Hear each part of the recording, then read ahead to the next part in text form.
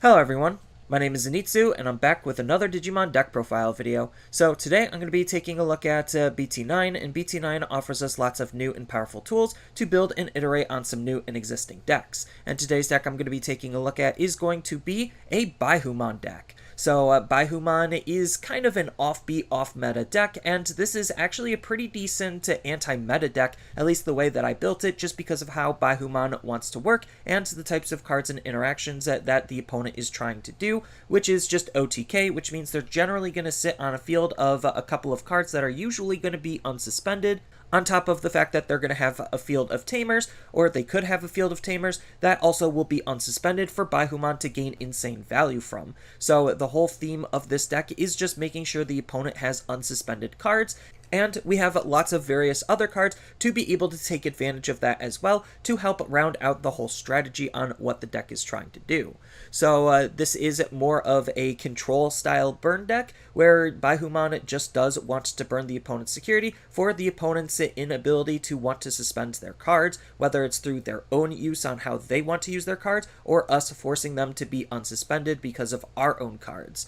So without further ado, onto the actual deck profile. Starting off with the Digitama, I'm going to be running one copy of Pagumon, so this is just the 5th Digitama of the deck. It could really be anything you want it to be, but Pagumon is just good generically because of its on-delete ability where we get to reveal the top card of our deck, and if it's a black Digimon, then we get to add it into our hand, otherwise it goes to the bottom, with the majority of our Digimon being, well, black Digimon. Next, I'm going to be running 4 copies of Hopmon as the main Digitama. So the Digitama slot in this deck kind of doesn't really matter a whole lot, so you could flip back and forth, but I do prefer the DP boost just because we are trying to build up one big stack and to try to have that stack be as aggressive as we possibly can. So Hopmon is still a really good card by acting as a generic DP booster, where the condition is during your turn, as long as we have a black Tamer in play, then this Digimon gets plus 1000 DP, making him one of the easier Digitamas for us to use. Next, on to the level 3s, I'm going to be running 4 copies of ToyAgumon. So ToyAgumon is in here just because giving the inheritable ability of Reboot is still just that good. Just because we could swing and then Reboot will allow us to unsuspend during the opponent's turn, making it harder for the opponent to interact with our Digimon unless they have options or abilities to specifically counter them. Next, I'm going to be running 2 copies of Chuumon. So Chuumon is just an anti-meta rookie. What he's trying to do is stop and limit some of the opponent's memory manipulating shenanigans, because during all turns, your opponent can't gain memory except by Tamer effects. This is huge in this format just because memory boosts are everywhere, just because decks want to be as consistent as they possibly can. So Chuumon helps turn off the secondary delay ability on those memory boosts, on top of any other memory manipulating shenanigans that their deck could have. Next, I'm going to be running 3 copies of Chikurimon. So Chikuriman is a pretty solid rookie, mostly for being a good security threat, just because he has the security ability where at the end of the battle, even though he won't be playing himself for free, we still get a D-Digivolve 1 on one of the opponent's Digimon, and that could be pretty brutal, especially against certain OTK-based strategies. And then the last rookie of the deck is going to be 4 copies of Sunarizamon. So Sunarizamon is still just one of the best generic black rookies that we have to be working with, so we're just including him for that reason.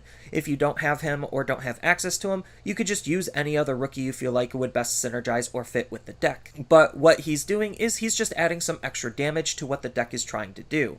So he has a nice passive ability where during your turn, all of your Digimon with 13,000 DP or more gain the piercing ability, on top of the fact that he also has a nice inheritable ability where during your turn, while this is a black Digimon and has 13,000 or more DP, then it gains security attack +1, so that way we could also deal lots of damage when we're attacking into the opponent's security as well.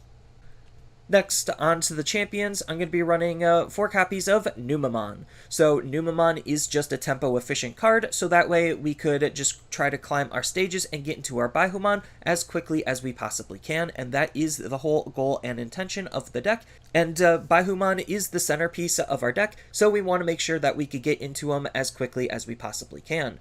Numemon being a good level 4 because he hard drops for 3 and evos for 1 just makes him the perfect tempo tool. Next, I'm going to be running 4 copies of Nanimon. So Nanimon is another flex spot. I guess technically almost all of the level 4s are flex spots. But regardless, Nanimon is still really good just because he's an easy level 4 that we want to hard play. So the fact that he just hard plays for 3 allows us to start with a level 4 to, again, try to climb our stages as quickly and efficiently as we possibly can. And he also has a really nice security ability where he is able to play himself for free out of our security, so that way we could spawn some extra bodies and apply extra pressure onto the opponent for them trying to aggress into us.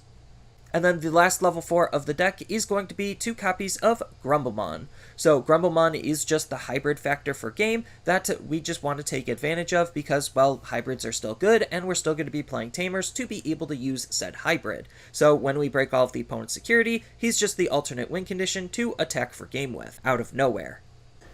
Next, on to the ultimates, I'm going to be running 4 copies of Volcanomon. So Volcanomon is one of the best level 5s for this deck to be playing with, just because it's fitting on theme with the whole fact that we want the opponent to have unsuspended Digimon. So during your turn, while your opponent has an unsuspended Digimon in play, then this Digimon gains security attack +1 as a nice inheritable, allowing us to try to deal, again, even more damage onto the opponent. And then the last level 5 of the deck is going to be 3 copies of Kaimaramon. So Kaimaramon just allows us to try to fix our stack to try to make sure that we have the inheritable abilities we want, on top of the fact that, well, DNAing for 0, if we are able to line up 2 level 4s, which we are because our level 4s for the most part are super cheap and efficient to use, makes him just an ideal card to try to climb the stages with. So if the opponent swings into us too early, hits a Numemon, and then we have a Numemon in raising, that just allows us to go into an easy Kaimaramon, which then allows us to go into an easy Baihumon. But the fact that Kaimaramon still also has some really good control type of abilities, because we get to place a level 5 or lower Digimon from our trash underneath this Digimon's Digivolution source, and up to 4 of the opponent's Digimon get minus 1000 DP for each color this Digimon has, which in this deck he'll always have 2, just makes him a really good card to use for some low-level control. Next, on to the level 6s, I'm going to be running 2 copies of Gankoomon. So Gankoomon is another card that is trying to play around with the whole fact that we want the opponent to have unsuspended Digimon, just because his ability states that during your turn, while the opponent has an unsuspended Digimon, then this Digimon gains security attack +1, so at worst, if we're not trying to deal damage with Baihumon, we're still trying to be able to deal damage with Gankoomon. And the fact that we could have a Tamer, we could have Hotman, and we could have Sunarizamon plus the Volcanomon means that we can still deal a lot of damage onto the opponent relatively easily. Then he has a nice when digivolving ability for going up into him, where we get to delete all of the opponent's Digimon with the lowest play cost. Next, I'm going to be running 4 copies of Baihumon. So Baihumon is the main star of the deck just because this card is insane when he's lined up correctly. So he natively has 13,000 DP for our Sunarizamon and some of our various other abilities, so just stat-wise he's already on the larger side, but we're utilizing him more so for his when digivolving ability to be able to make himself cheaper and unsuspend the opponent's Digimon and or Tamers to line up with his secondary effect. So his when digivolving ability states that we get to unsuspend up to 2 Digimon and or Tamers. It could be ours or it could be the opponent's, and then for each of the opponent's unsuspended Digimon and Tamers that they have, then we get to gain 1 memory. So if they have a whole bunch of Digimon and Tamers that are already unsuspended, or we force them to be unsuspended, then he's going to make himself cheaper and easier to use. And just because he's already a large body and we could deal damage to the opponent relatively easily, makes him super ideal to tempo into. Then on top of that, his secondary ability is the primary purpose on why we're using this card, and his when digivolving ability, like I stated, lines up with it, where at the end of your turn, once per turn, for every 2 of the opponent's unsuspended Digimon and Tamers that they have in play, we get to trash 1 card from the top of their security stack. So the more Tamers and Digimon they have unsuspended, the stronger this burn effect will be. So that way we could try to punch the opponent's security and then burn the rest of it, making it super easy for us to deal that final blow. And then the last mega of the deck, and only level 7, is going to be 2 copies of DeathXmon. So DeathXmon is still an insane card. He's not super great in this deck, but he's still very powerful of a card to play nonetheless, just because we could still at least try to rely on some of our other cards to deal some good consistent damage. So what's making this card so good is the fact that we have multiple different ways to play him. So we could digivolve up into him, which is what we're not going to be doing most of the time. We're going to be hard playing him him, just because he has the ability to reduce his play cost by 3 for every one of the opponent's Digimon and Tamers that they have in play. So the wider the fields that they have, the easier it is to play DeathXmon. Then he has an on-play when Digivolving ability that's basically nuking the opponent's field, where we get to de-Digivolve all of the opponent's Digimon and delete all of the opponent's Digimon that's level 4 or lower, easily cleaning up a wide field of low-level Digimon if they're trying to flood the field, or even if they're just trying to flood the field of their Tamers, and we're still only able to delete one Digimon. That's still good enough sometimes, just because getting this card out is super important for some good recursive removal, because at the end of the opponent's turn, once per turn, we get to delete all of the opponent's Digimon with the lowest play cost, so it just forces them to play the game a little bit differently, unless they can deal with DeathXmon.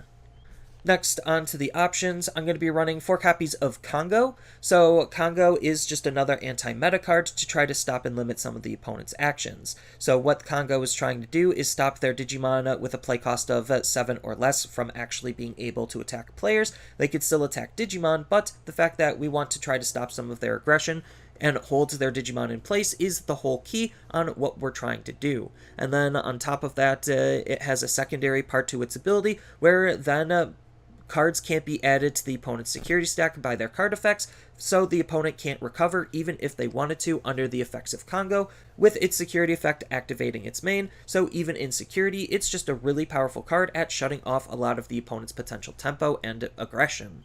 And then the last option of the deck is going to be 2 copies of Black Memory Boost. So Black Memory Boost is in here just because of the consistency factor. Being able to look at the top 4 of our deck and adding a Black Digimon from among them into our hand is super valuable, on top of the fact that it puts itself into the battle area for its delay ability to gain 2 memory, so that way we can make more powerful follow-up turns, makes Black Memory Boost an ideal card for almost every black deck, this deck included. And then, as far as the Tamers go, I'm going to be running 3 copies of Izzy. If you really wanted to run any other memory-fixing Tamer, you could. That's Izzy's primary purpose of being in the deck, is just to make sure that our memory is always hard set to 3, if it's ever less than 3. Then, what makes me drawn to Izzy more than some of the other cards is his on-play ability that actually makes him a little bit cheaper than most of the other memory-fixing Tamers. So his on-play ability states that we get to reveal the top 3 cards of our deck. If all of the cards revealed this way are black, then we get to gain 1 memory, and then we get to place them back on the top in any order. So at worst, we're still rigging the top of our deck, so that way we could try to make more consistent lines of play, and know what's coming down the pipeline, so that way we could gauge and estimate what we should be playing, on top of the fact that the memory gain actually will make him cost 3, which is, again, less than all of the other memory-fixing Tamers, makes him super efficient to use. And then the last Tamer of the deck is going to be 3 copies of Daigo. So Daigo is a pretty interesting card in this deck. He actually has some really good synergy in combo play. So he has this ability where during all turns, when an opponent's Digimon becomes suspended during their main phase, then we get to suspend this Tamer to gain a memory. So this combos very nicely with Baihumon's ability to force them to unsuspend, so that way we could use this to gain the memory to make Baihumon even cheaper to play, which again is the whole purpose of the deck, is just trying to get all the way up into Baihumon and get max value off of Baihumon. Then on top of that, he also has a nice secondary ability where during your turn, when one of your Digimon digivolves into a black level 6, then it gains the blocker ability until the end of the opponent's turn. So it's just a good defensive tool for our deck to make our Digimon even more annoying for the opponent to deal with, so that way, again, it tries to forces them not to want to attack with their Digimon, so that way they're in an unsuspended state for our cards to take advantage of. And then there's still just a whole bunch of other tech and tools that you can incorporate depending on what the meta is and what you feel like wanting to play. So if you wanted to, you could play another anti-meta rookie in the form of Kokuomon, or you could just run some tempo-efficient rookies if you just want to play that, more tempo-efficient route to get into Baihumon, and have Baihumon and our Tamers and various other cards do all of the heavy lifting.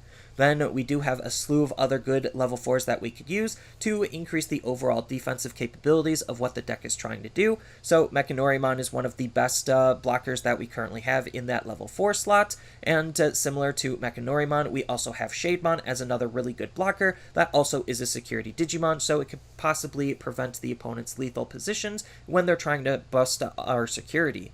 Then on top of that, we have Machmon for the decoy black. So I think the lower the stages that you have on your decoy, the better the decoy ability is. And if we just have a Baihumon sitting on our field with Machmon, then Machmon will help protect our Baihumon.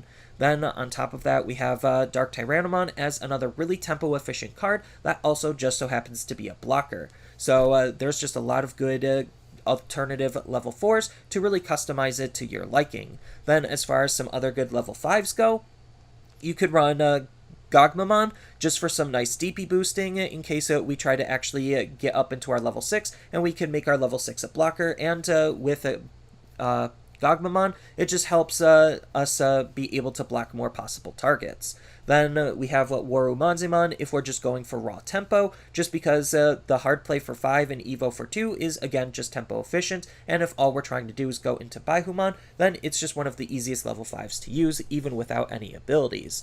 But if you do just want to make your level 6's blockers more consistently, then we do have Megadramon as a card to just inherently give blocker.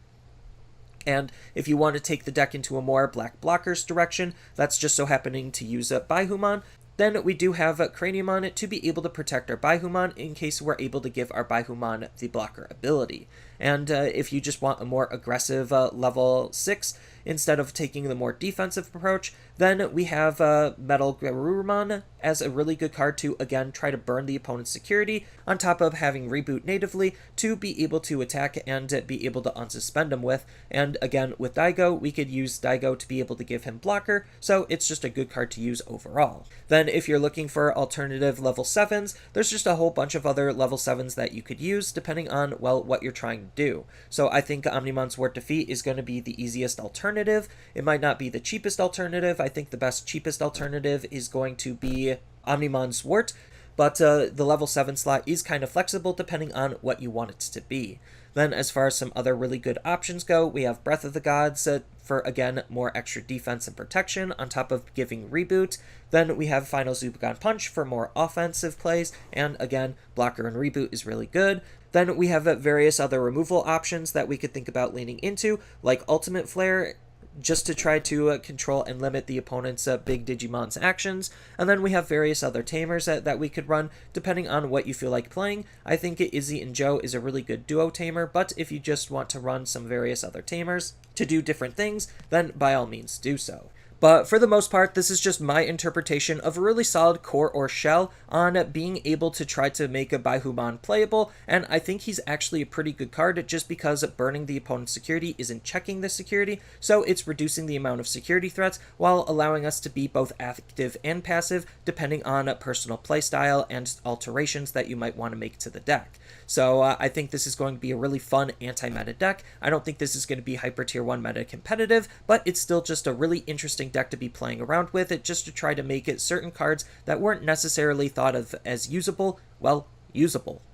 So that's all I really have for this video. As always, feel free to tell me your thoughts down in the comments below, and down in the description below are a couple of different ways you could support me and the channel. So I do have a TCG Player affiliate link, so when you use that link to buy cards off of TCG Player, then some of that money will go to supporting me and the channel. I also do make and sell playmats over on Overcard Gamers on Facebook, so when you buy a playmat with my design, then some of that money will also go to help supporting me and the channel. And on top of all of that, I do have a Twitch account over on twitch.tv/Zenitsu, so giving me a follow and a subscription also helps support me there, and I do play Digimon on top of various other games on that platform as well.